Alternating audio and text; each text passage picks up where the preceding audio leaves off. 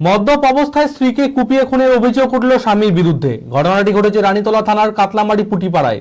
মৃতের নাম কাঞ্চনী সর্দার। জানা যায় 12 দিন আগে কাঞ্চনী সর্দারের দ্বিতীয় স্বামী রঞ্জিত দাস মদ্যপ অবস্থায় তাকে ও তার মা বিমলা সর্দারকে কুপিয়ে খুনের চেষ্টা করে।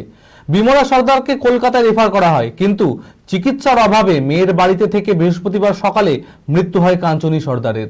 খবর পেয়ে রানীতলার থানার পুলিশ মৃতদেহ ময়নাতদন্তের জন্য পাঠায়। অভিযোগের ভিত্তিতে অভিযুক্ত রঞ্জিত দাসকে গ্রেফতার করেছে পুলিশ। মানসিক স্বাস্থ্যের জন্য সবার আগে যে নামটি মনে ভেসে ওঠে, সুস্থ মনের ঠিকানা মনোবীক্ষণ। যোগাযোগ নাম্বার 7477799516। মদ্যপ অবস্থায় বাড়ি এসে স্ত্রী কাঞ্চনী সর্দার ও তার মা বিমলা সর্দারকে কুপিয়ে খুনের চেষ্টা করে রঞ্জিত দাস। ঘটনাটি ঘটে 12 দিন আগে রানীতলা থানার কাতলামারি পুঠিপাড়া এলাকায়। কাঞ্চনী সর্দারের দ্বিতীয় স্বামী রঞ্জিত দাস গুরুতর আহত অবস্থায় দুজনকেই মুর্শিদাবাদ মেডিকেল কলেজে রেফার করা হয়। অবস্থার অবনতি হওয়ায় বিমলা সর্দারকে কলকাতায় রেফার করা হয়। গুরুতর আহত অবস্থায় দুজনকেই মুর্শিদাবাদ মেডিকেল কলেজ ও হাসপাতালে ভর্তি করা হয়। অবস্থার অবনতি হওয়ায় বিমলা সর্দারকে কলকাতায় রেফার করা হয়, কিন্তু আর্থিক সমস্যার কারণে কাঞ্চনীকে কলকাতায় রেফার করা সম্ভব হয়নি। মেয়ের বাড়িতেই থেকে যায় সে, আর চিকিৎসার অভাবে মেয়ের বাড়িতেই বৃহস্পতিবার মৃত্যু হয় কাঞ্চনী সর্দারের। ঘটনাটা হয়েছে স্বামী স্ত্রীতে মদ খাই মারামারি, আর প্রতিদিন ঝামেলা মারামারি করে, আমরা কিছু জানি না। দিয়ে ওই মারামারি করতে লাগে, আমরা মনে করছি যে প্রতিদিন মারামারি করছে। কে যাবে, ঠান্ডা রাত শীতের রাত সবাই তো জানে। আমরা সব আপন আপন ঘরে শুয়ে পড়েছি। এখন ওই ছেলে পেলেতে চিল্লাচিল্লি করছে। পরে পুলিশ যাই আমাদেরকে বলছে যে তোমাদের পাড়াতে এরকম মার্ডার হয়েছে, এই হচ্ছে, তোমরা জানো না? তাই বলেছে তো আমরা তো জানি না, পাড়াতে বেটা ছিল না, মেয়ে ছেলে শুধু।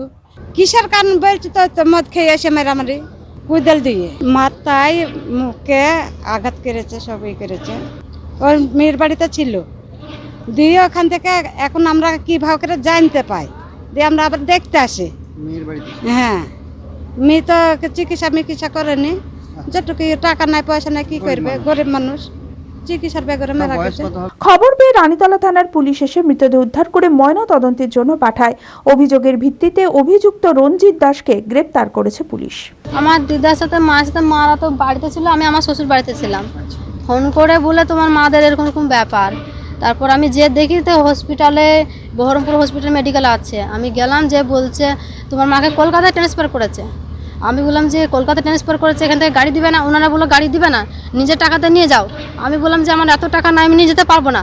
ওনারা ওর মাকে নিয়ে গেলো, আমার মাকে ওরা নিয়ে যায়নি। আমার মাকে চিকিৎসা পারেনি বলে আমার মা এরকম মরে গেছে।